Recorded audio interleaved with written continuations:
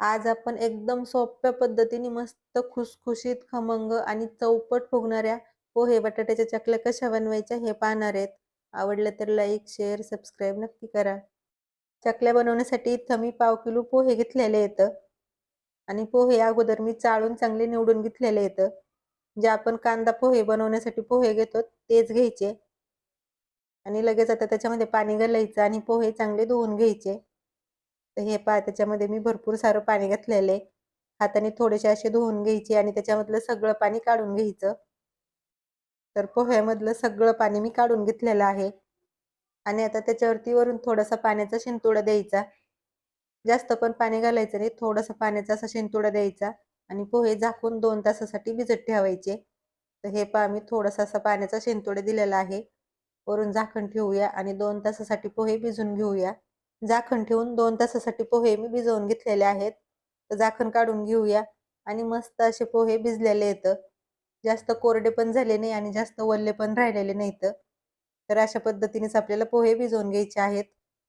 तर लगेच आता पोहे आपल्याला सगळे छान असे हातानेच मॅश करून घ्यायचे आहेत आणि इथं आता ह्याच्यामध्ये पाणी घालायचं नाही. नंतर ह्याच्यामध्ये आपण बटाटे सुद्धा घालणार आहेत. त्यामुळे पाणी घालायची गरज लागत नाही.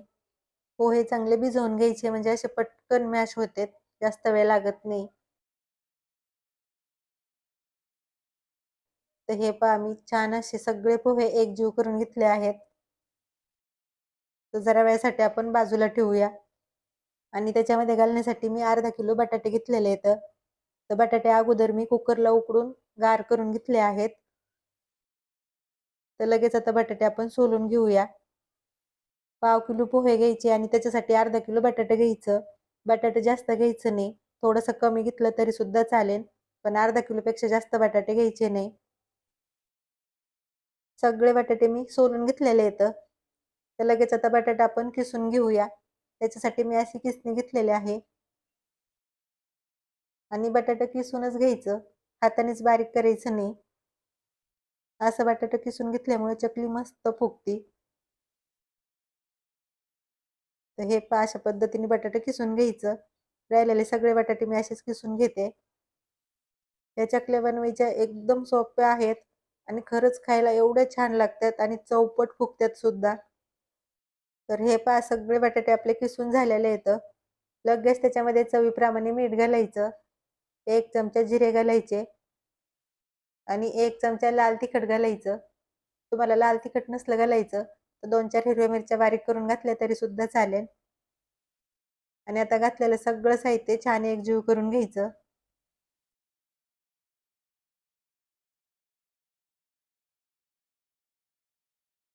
तर हे पहा हातानेच असं सगळं छान एकजीव करून घ्यायचं आणि ह्याच्यामध्ये आपल्याला पाणी घालायची बिलकुल गरज लागत नाही.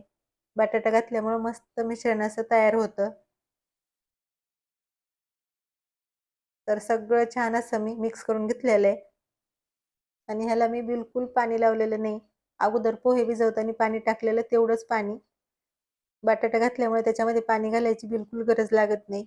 छान असं मिश्रण तयार होतं. तर लगेच आता आपण चकल्या बनवायला घेऊया.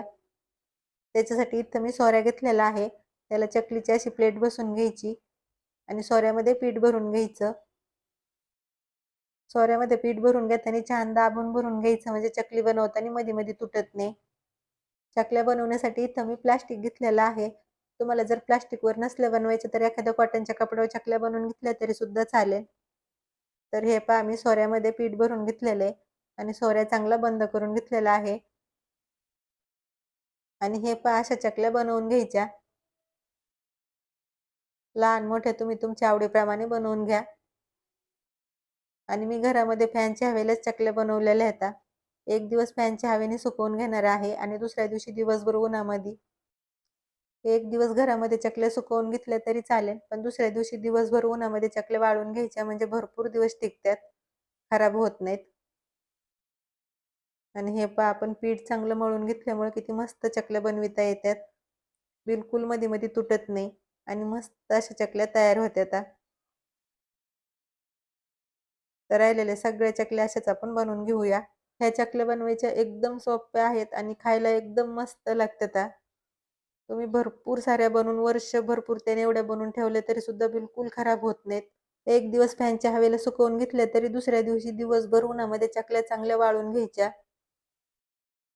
तर हे पहा इथं मी सगळ्या चकल्या बनवून घेतलेल्या आहेत आणि मस्त अशा चकल्या तयार झाल्यात. तर ह्या चकल्या आता मी 2 दिवस चांगल्या वाळून घेते आणि वरच्या बाजूनी चकल्या थोड्याशा सुकल्या की एक वेळा पलटी करून घ्यायच्या म्हणजे पटकन चकल्या सुकतात. तर वरच्या बाजूनी चकल्या थोड्याशा सुकल्या की सगळ्या चकल्या मी पलटी करून घेतल्या आणि 2 दिवस चांगल्या वाळून घेतल्या आहेत आणि मस्त कडक अशा चकल्या मी वाळून घेतलेल्या आहेत.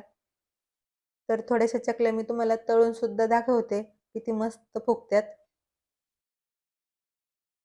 चकल्या तळण्यासाठी मी तेल गरम करायला ठेवलेलं आणि तेल चांगलं गरम झालं की त्याच्यामध्ये चकल्या सोडायच्या आणि हे पहा तेलात चकली सोडली की किती मस्त फुगलेल्या आहेत. तिप्पट चौपट चकली फुगलेली आहे आणि मस्त खुसखुशीत सुद्धा झालेल्या आहेत.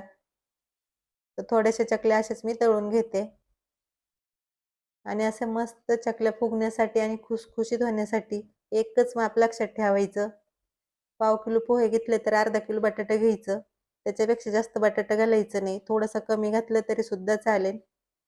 अर्धा किलो पोहे घेतले तर 1 किलो बटाटा घालायचं. एकदम मस्त अशा चकल्या तयार होतात. तर हे पहा इथं मी थोड्याशा चकल्या तळून घेतल्या आहेत आणि बघताच तुम्हाला अंदाज येत असेल किती मस्त चकल्या खुसखुशीत झाल्यात आणि फुगल्यात तर किती मस्त. तर तुम्हाला मी एक चकली तळलेली आणि एक कच्ची दाखवते. तर किती 4 पटीने चकली मस्त अशी फुगलेली आहे आणि एक चकली तुम्हाला मी तोडून सुद्धा दाखवते. किती खुसखुशीत झाल्या आहेत. तर अशा पद्धतीने तुम्ही सुद्धा नक्की एक वेळा पोहे बटाट्याच्या चकल्या बनवून बघा. आवडल्या तर लाईक, शेअर, सबस्क्राईब करा. धन्यवाद.